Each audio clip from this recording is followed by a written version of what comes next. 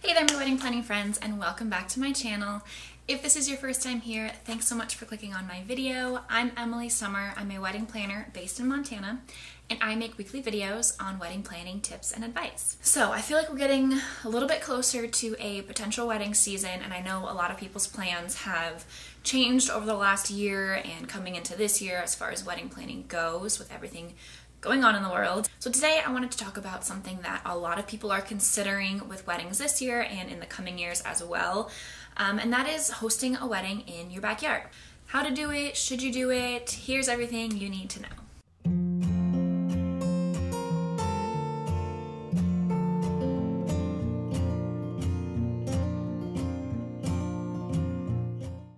So previously, backyard weddings seemed to be an option for people that were wanting a more laid back and casual wedding and not have to spend the amount of money that many venues often require. And while that is still, a lot of the reason behind hosting a backyard wedding, a lot of new factors have come into play over the last year that have made hosting your wedding in your backyard or a family member's backyard a more viable option. However, there are a lot of things to consider if you are thinking about having a backyard wedding. The biggest of which is that there's a lot more detail and planning that goes into having a backyard wedding versus having it at an actual wedding venue.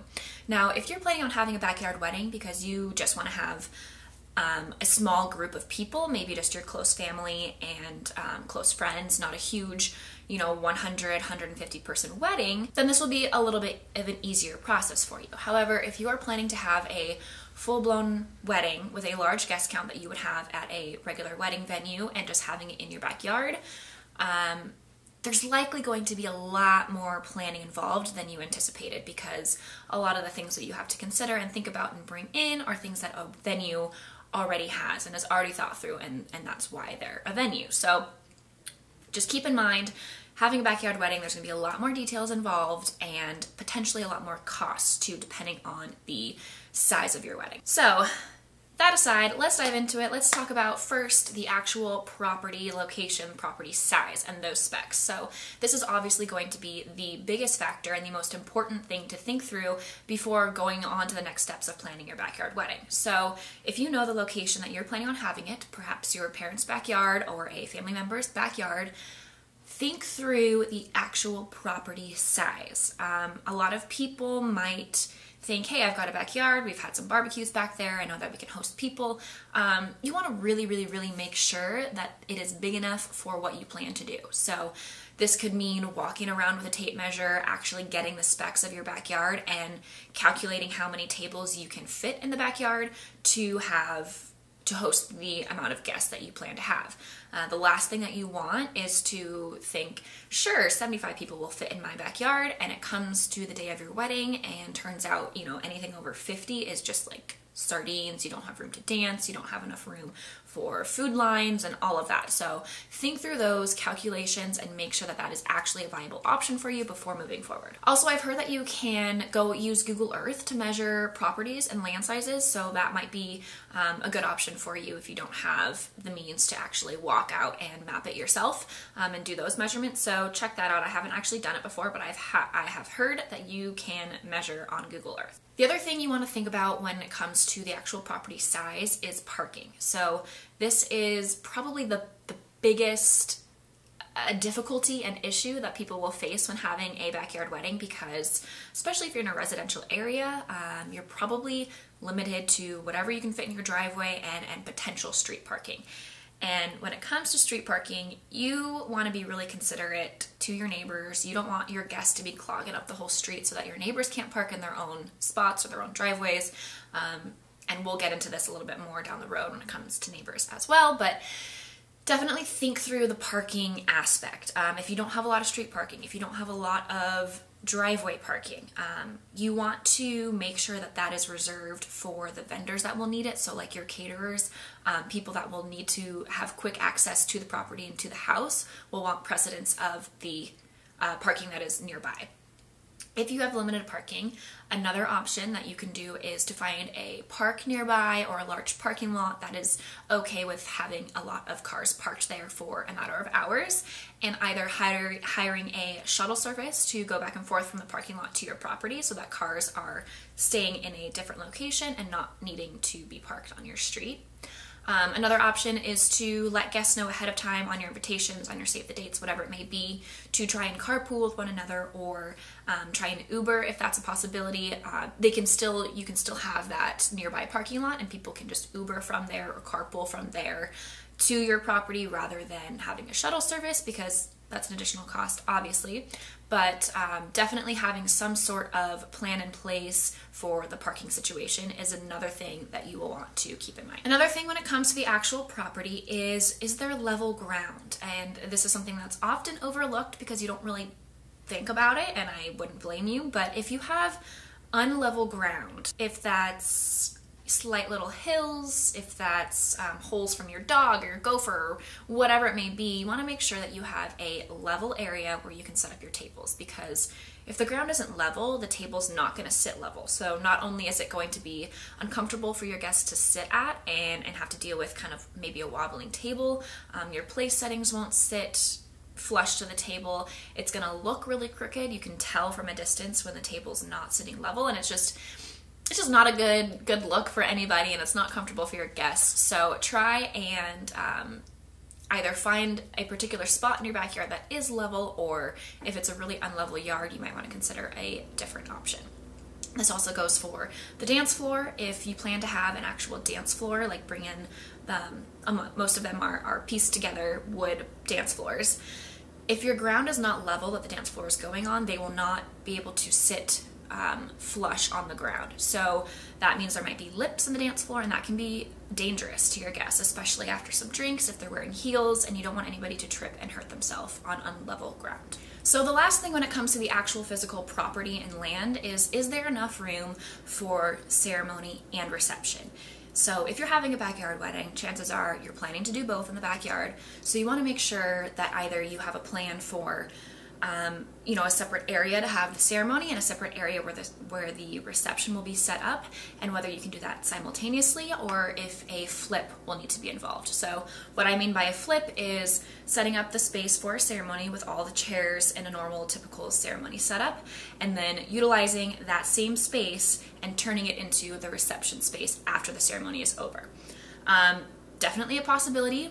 Again, a lot more work that goes in, a lot more details to think through, and you will likely want to have a team hired for this so that you're not scrambling to flip them, your family members don't have to scramble to do all this work on the actual wedding day, and you can have a coordinator and their team work on flipping that space for you. In this situation, you will be limited in what you can actually have decor-wise unless you have an area where you can have the tables set up already and you're just moving them into the space. Otherwise, if you're having to fully set up reception tables right after the ceremony, think of all the work that has to be done on top of them. Obviously, setting up the tables, putting chairs around them, putting linens on the tables, setting the place settings, having the glasses, putting any sort of centerpieces on the table. There's a lot of work that goes into this. Ideally, you'd like to be able to have a separate ceremony space and a separate reception space in the same area that's already set up so that you don't have to worry about it partway through the wedding day. Okay, so now let's talk about the facilities on the property. So first thing to think about is restrooms. Is there a place for your guests to use the restroom? A lot of people that host backyard weddings at their own personal homes likely won't want the guests to be tracking through the house to use your own personal restrooms, and that is completely understandable. I would be the same way. So if you don't want any guests inside the home, you're going to need a space for them to use the restroom. So either bringing in porta potties or a restroom trailer, which is actually a super great option. If you are unfamiliar with what a restroom trailer is, it's basically a trailer that has fully functioning restrooms inside. Typically they have full electricity, lights, mirror, sink, toilet, all in their own individual stalls, and they're a lot nicer than porta potties, so your guests won't feel like they have to go walk into one of those nasty blue construction type porta potty in their nice clothes for your wedding, and it also looks a lot nicer in your property as well. Again, that's an extra cost. You're looking at probably about $800 to $1,200 potentially, depending on the size of a restroom trailer that you get. So keep that in mind. It will be an additional cost to bring in more restrooms for your guests. And on that note, a typical rule of thumb when it comes to restrooms is you want to have one restroom per 30 to 40 guests. So if you only have one restroom in your home and you're allowing your guests to use that, if you plan on having, over 50 to 100 guests, that's not going to be enough. You're going to end up with long lines, which is going to be long lines through the house, people wandering through the house in the meantime, and it's just a lot easier to bring in extra restrooms. The kitchen is another facility that becomes a little bit tricky when it comes to a backyard wedding, depending on the catering that you plan to have. If you want to have an all-inclusive caterer, which means they're bringing on and prepping food on site for like a fully plated meal, this becomes a lot more difficult in a backyard wedding because a typical standard kitchen is not going to be functional enough for a full catering service. They're not going to have the industrial size ovens, fridge. You got to think through dishwashing and all of that in your small kitchen.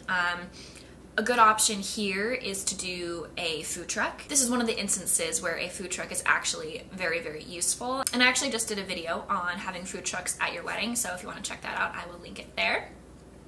Another option is to do a drop catering service. So what this means is rather than having caterers bring food and prep it on site, the caterer will already have the food fully prepared and all they do is bring it ready to go, ready to serve to your backyard, and either it's buffet style or maybe even still plated. That's potentially an option, but the food is already prepared, so you won't need additional ovens, you won't need additional fridge, you won't need prep space. All of that is already ready to go, so you don't have to worry about the additional equipment necessary. Electricity. This is a big one to think about prior to planning everything. Do you have enough electricity sources in your backyard? Do you have enough power amperage? Are you going to have to increase that somehow? You're going to need likely a lot more lighting than is already present for your backyard wedding, whether that's the bistro lights or having some sort of spotlight set up or whatever for your dance floor, because once it becomes nighttime and it's dark out, you don't want it to be completely pitch black in the backyard so that people can still find their way around, nobody's stumbling over things, running into tables, all of that fun stuff. Additionally, there will also be multiple vendors that are connecting to your electricity, so not only do you need it for the lighting in your backyard, but your DJ will need electricity. Your caterers could potentially need electricity. You'll need it for the music and microphone and speakers for your ceremony for your vows. If you're unsure if this is a capability of your backyard, you can have an electrician come out to your property and assess the property and the amount of electricity you can provide. Generators are of course an additional option here. However, if you plan on using them during like the ceremony or during toasts when there's going to be not a lot of background noise going on, generators can be quite loud. So if you have a spot where you can put it far away so that you can't hear that kind of motor running of the generator, that is ideal.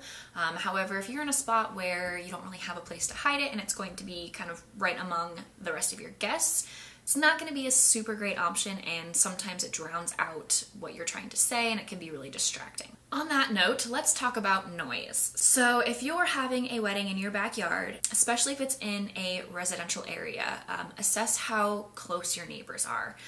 If you plan on having music into the evening, late into the night, you have to consider noise ordinances that are in your area. For many places, that is 10 p.m. for a noise ordinance shut off. After that point, your neighbors can legitimately call the cops on you and shut it all down, and that's just something you don't want to be dealing with on your wedding day. So definitely, one, talk to your neighbors, let them know that you're planning to host an event in your backyard, that it's going to be a wedding, that you're going to have X amount of people there.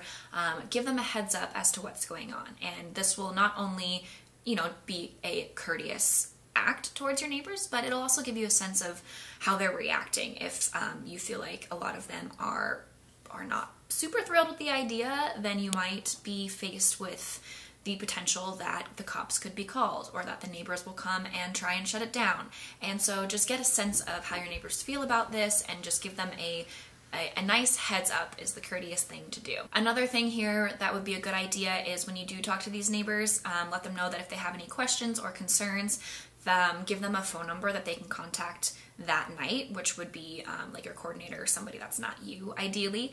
And that way, if the noise is really loud, if they're getting really upset, they can contact you first rather than having the first action they take be calling the cops, because then you have that whole situation showing up at your wedding.